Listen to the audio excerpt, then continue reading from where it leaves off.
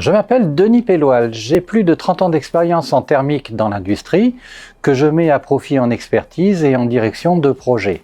Je suis également le référent biomasse chez Greenflex et ce sujet est particulièrement important. En effet, aujourd'hui, la biomasse représente une forte partie de la production d'énergie thermique renouvelable finale en France. Cette ressource s'avère abondante sur le territoire et impacte positivement l'emploi de proximité. Consommer des énergies renouvelables pour produire son énergie thermique devient de plus en plus intéressant pour les entreprises car le prix des énergies a fortement augmenté, le système de quotas carbone se durcit et les technologies se fiabilisent.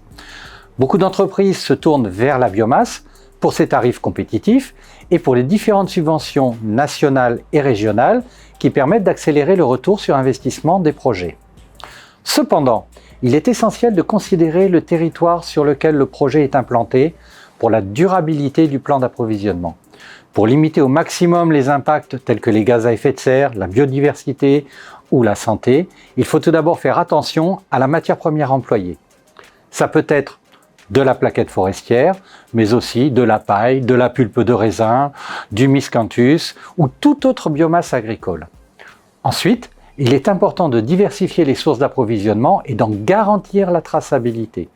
Et enfin, il faut veiller à ce que la chaudière soit adaptée aux besoins du site et au combustible. Prenons l'exemple d'un de nos clients industriels avec qui nous avons réalisé tout d'abord sa feuille de route efficacité énergétique et décarbonation. Nous l'accompagnons dans la réalisation d'une chaufferie biomasse qui utilise de la plaquette forestière et ses propres sous-produits comme combustible. La chaudière couvre 85% des besoins du site, tandis que les pics de puissance et les appoints seront assurés par une chaudière gaz.